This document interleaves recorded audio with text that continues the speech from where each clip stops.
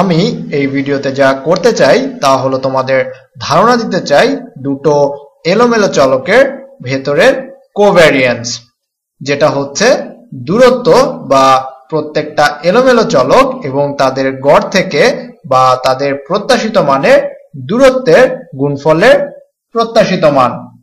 তো আমি এখন এটাকে লিখে নিচ্ছি। তো আমার x প্রথমে আছে, আমি এটা ভিন্ন রঙে করছি। এলোমেলো চলক x এর প্রত্যাশিত মান বিয়োগ x এর প্রত্যাশিত মান, এটা x এর জনসংখ্যার বা পপুলেশন গড় গুণ এটা এলোমেলো চলক y গুণ y থেকে এটার প্রত্যাশিত মান বা y এর জনসংখ্যার গড় দূরত্ব, y এর জনসংখ্যার গড়। এবং এটা যদি বুঝতে কষ্ট হয় তাহলে তোমরা প্রথমে এটা নিয়ে চিন্তা করে অঙ্কগুলো করতে পারো, কিন্তু আসলে এটা বলে তারা কতটুকু পরিবর্তিত হচ্ছে। তো আমরা x এবং y প্রত্যেকটা ডেটার জন্য এই পুরো জনসংখ্যার জন্য x এবং y একসাথে হয়, কারণ তারা কোঅর্ডিনেট। এটার ভেতরে বসাবো এবং যা হয় তা হলো, ধরো x নিজের গড়ের ওপর এবং y নিজের গড়ের নিচে। তো ধরো জনসংখ্যায় আমাদের একটা বিন্দু আছে। এলোমেলো চলকের একটি উদাহরণ হচ্ছে, আমরা নমুনা নিয়ে পাবো x সমান 1 এবং y সমান হচ্ছে 3। এবং ধরো আমরা আগের থেকে জানতাম যে x এর প্রত্যাশিত মান হচ্ছে 0 এবং ধরো y এর প্রত্যাশিত মান হচ্ছে 4। তো এই পরিস্থিতিতে কি হয়েছে, আমরা পুরো কোভ্যারিয়েন্স জানি না কারণ আমাদের শুধুমাত্র একটা নমুনা আছে। কিন্তু এখানে কি হয়েছে, তো আমাদের আছে 1 বিয়োগ, তো আমরা এটা বের করব, আমি পুরোটা বের করব, শুধু বের করব ভেতরেরটা বের করলে কি হয়। আমাদের আছে 1 বিয়োগ 0, তো 1 গুণ 3 বিয়োগ 4 অর্থাৎ গুণ হচ্ছে ঋণাত্মক 1। তো 1 গুণ ঋণাত্মক 1 যেটা হচ্ছে ঋণাত্মক 1। এবং এটা আমাদের কি বলে, এটা বলে যে অন্তত এই নমুনার জন্য এই প্রথম যখন আমরা এলোমেলো চলক x এবং y এর নমুনা নিয়েছি, x তার প্রত্যাশিত মানের ওপরে ছিল যখন y তার প্রত্যাশিত মানের নিচে ছিল। এবং আমরা যদি এটা করতে থাকি, ধরো আমরা এটা পুরো জনসংখ্যার জন্য করেছি, তাহলে এটা ঠিক যে তাদের ঋণাত্মক কোভ্যারিয়েন্স আছে, একটা উপরে গেলে অপরটা নিচে যায়, একটা নিচে গেলে অপরটা উপরে যায়, দুটোই উপরে গেলে এটা পজিটিভ কোভ্যারিয়েন্স বা ধনাত্মক কোভ্যারিয়েন্স, বা দুটোই নিচে গেলে এবং এটা যত মাত্রায় সেটা হলো কোভ্যারিয়েন্সের আকারটা দেয়। আশা করছি কোভ্যারিয়েন্স কি বলতে চাই তোমরা সেটা বুঝতে পারছো। কিন্তু আরো জরুরি যে কাজটা করতে চাই তা হলো এই ফর্মুলা যুক্ত আমি এই কোভ্যারিয়েন্সের সংজ্ঞা দিতে চাই।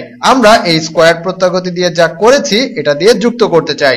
আসলে এটা একটা মজার অঙ্ক তোমাদের দেখাতে যে এই সংযোগগুলো এবং যেখানে কোভ্যারিয়েন্সের সংজ্ঞা আসলে অনেক কাজের। আমার মতে এটা অনেক অনুপ্রাণিত হয় প্রত্যাগতির কিছু শব্দ থেকে, এবং আমরা এগুলো আগেও দেখেছি, আমরা এগুলো এখন একটু ভিন্নভাবে দেখব। এই ভিডিওতে আমি শুধু কোভ্যারিয়েন্সের সংজ্ঞাটা আবার লিখব। তো এটা একই হবে প্রত্যাশিত মান। আমি এখন এই দ্বিপদীগুলো গুণ করব এখানে। এলোমেলো চলক x এর প্রত্যাশিত মান গুণ আমাদের এলোমেলো চলক y বিয়োগ, আমি আগে x করেছি, তো যোগ x গুণ নেগেটিভ বা ঋণাত্মক y এর প্রত্যাশিত মান।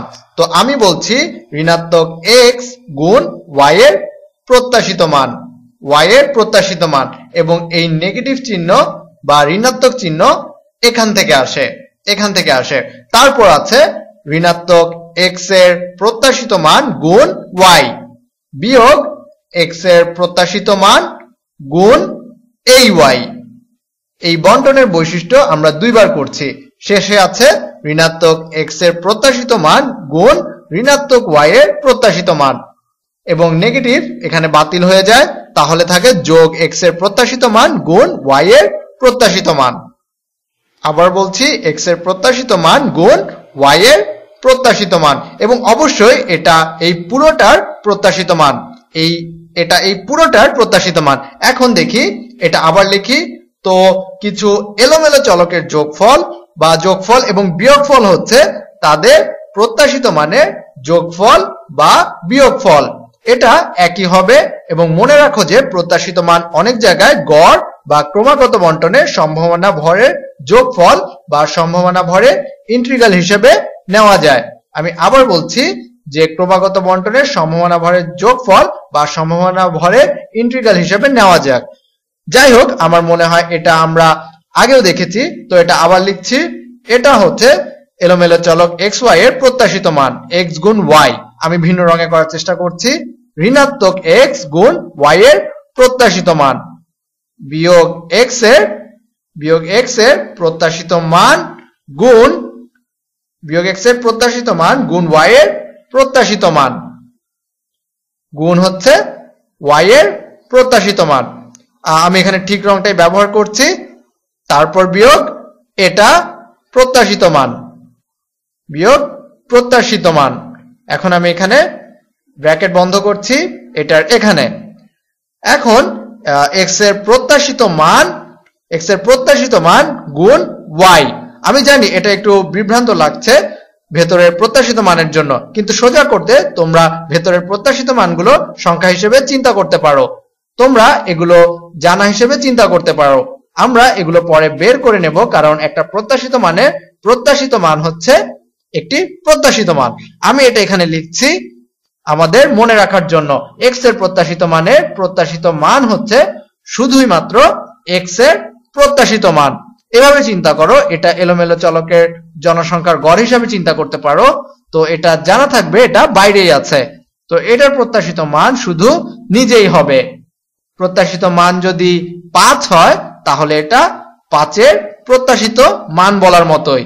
তো এখন এটা আমরা সহজেই বলতে পারি যে 5 এর প্রত্যাশিত মান হচ্ছে 5, যেটা এক্স এর প্রত্যাশিত মানের সমান। আশা করি বুঝতে পারছো। আমরা এটা একটু পরেই ব্যবহার করব। আমরা প্রায় শেষ করেছি। আমরা এটার প্রত্যাশিত মান করেছি এবং একটা পদ বাকি, শেষের পদ এটার প্রত্যাশিত মান। আমরা এই বৈশিষ্ট্য এখানে ব্যবহার, আমি এটা লিখছি প্রত্যাশিত মান, এখানে বড় ব্র্যাকেট বসাচ্ছি, এটার এখানে এক্স এর প্রত্যাশিত মান গুণ ওয়াই এর প্রত্যাশিত মান, এবং দেখি আমরা এটা এখানে সরল করতে পারি কিনা। তো এটা এই দুটো এলোমেলো চলকের গুণফলের প্রত্যাশিত মান। আমি এটা যেমন আছে সেভাবে রেখে দিচ্ছি। আমি যেগুলো রেখে দিচ্ছি সেগুলো আর কিছু করব না। এক্স ওয়াই এর প্রত্যাশিত মান। এখন এখানে কি আছে? এখানে আছে এক্স এর প্রত্যাশিত মান গুণ, আগের কথা চিন্তা করলে এটা একটা সংখ্যা হবে, ওয়াই এর প্রত্যাশিত মান। তো এটা আমরা বের করতে পারি। এটা যদি 3x এর প্রত্যাশিত মান হয় তো এটা 3 গুণ x এর প্রত্যাশিত মানের সমান হবে। আমরা এটা আবার লিখতে পারি ঋণাত্মক y এর প্রত্যাশিত মান গুণ x এর প্রত্যাশিত মান। আমি আবার বলছি গুণ x এর প্রত্যাশিত মান। তো আমরা এটা ধরে নিতে পারি যে এটা গুণক হিসেবে বের করে নিয়েছি এভাবে, এটাকে গুণক হিসেবে বের করে নিয়েছি এভাবে। তারপর এটাও একই জিনিস, x এর প্রত্যাশিত মান গুণক হিসাবে বের করে নিচ্ছি। ঋণাত্মক x এর প্রত্যাশিত মান গুণ y এর প্রত্যাশিত মান। আবার বলছি এখানে ঋণাত্মক x এর প্রত্যাশিত মান গুণ y এর প্রত্যাশিত মান। এটা একটু বিভ্রান্তিকর হয়ে যাচ্ছে এই সকল ই গুলোর জন্য। তারপর এটার প্রত্যাশিত মান আছে, দুটো প্রত্যাশিত মানের গুণফল। এটা শুধু এই দুটোর প্রত্যাশিত মানের গুণফল হবে, এটা হবে যোগ। আমি এটা যেমন আছে রেখে দিচ্ছি। x এর প্রত্যাশিত মান গুণ y এর প্রত্যাশিত মান। তো এখানে কি আছে? আমাদের x এর প্রত্যাশিত মান গুণ y এর প্রত্যাশিত মান। তারপর x এর প্রত্যাশিত মান গুণ y এর প্রত্যাশিত মান বিয়োগ করব। এই দুটো একই জিনিস। দেখো আমরা দুটো বিয়োগ করে একটা যোগ করছি, এগুলো আসলে একই জিনিস। এটা x এর প্রত্যাশিত মান গুণ y এর প্রত্যাশিত মান, এটা x এর প্রত্যাশিত মান গুণ y এর প্রত্যাশিত মান, শুধু একটু ভিন্ন ক্রমে। এবং এটা x এর প্রত্যাশিত মান গুণ y এর প্রত্যাশিত মান। আমরা দুটো বিয়োগ করে একটা যোগ করছি, বা অন্যভাবে চিন্তা করলে এটা এবং এটা বাতিল হয়। তোমরা আর এটাও নিতে পারো। তো বাকি কি থাকে? এই দুটো এলোমেলো চলক x এবং y এর কোভ্যারিয়েন্স হচ্ছে প্রত্যাশিত মান। আমি আগের রঙে যাচ্ছি কারণ এটা শেষ ফল। x এর প্রত্যাশিত মান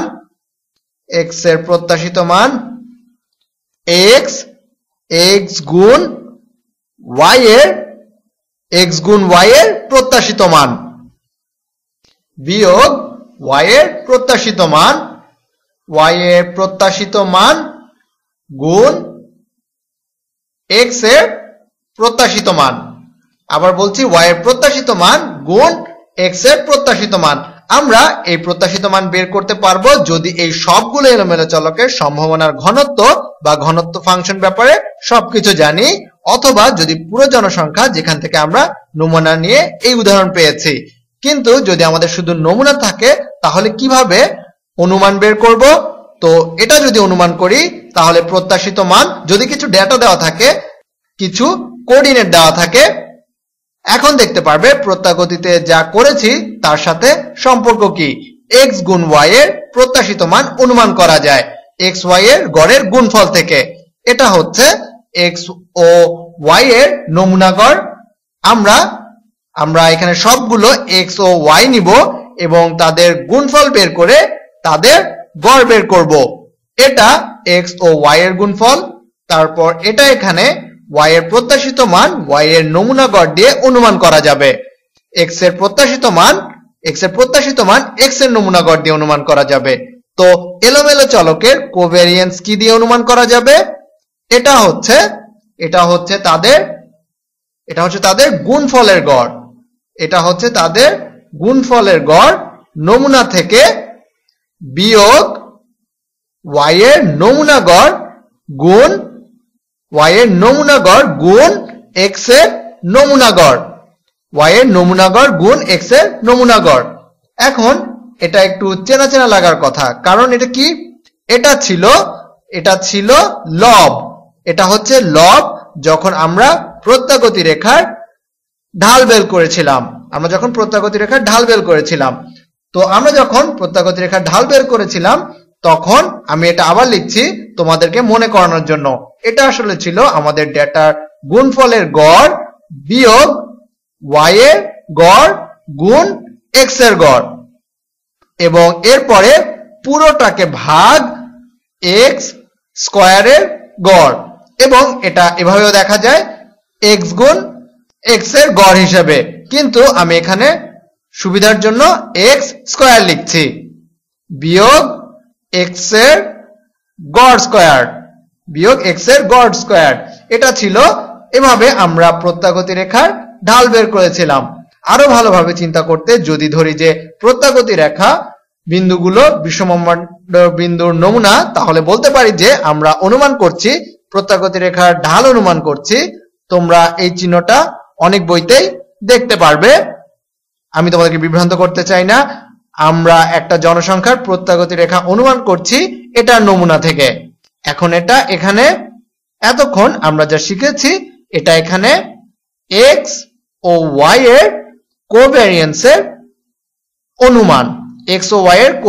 অনুমান। তো এটা এখানে কি?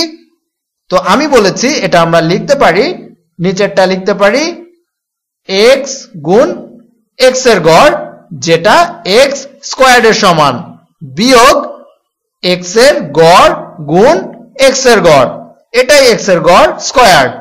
তো এটা কি? এটা দেখতে পারো x ও x এর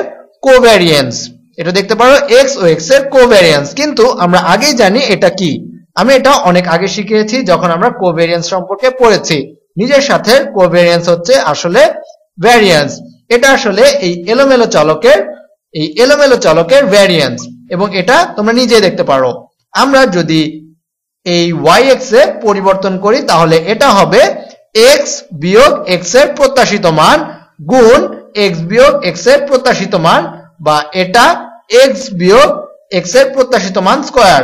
এটা হচ্ছে আমাদের ভ্যারিয়েন্সের সংজ্ঞা। তো আরেকভাবে প্রত্যাগতি রেখার ঢাল দেখা যায় x ও y এর কোভ্যারিয়েন্স ভাগ x এর ভ্যারিয়েন্স।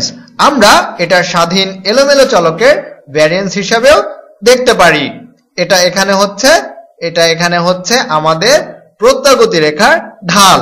আমার মতে এটা কৌতূহলী এবং আমি পরিসংখ্যানের বিভিন্ন ভাগের ভেতর সংযোগ দেখিয়ে প্রমাণ করতে চেয়েছিলাম যে তারা আসলে সংযুক্ত।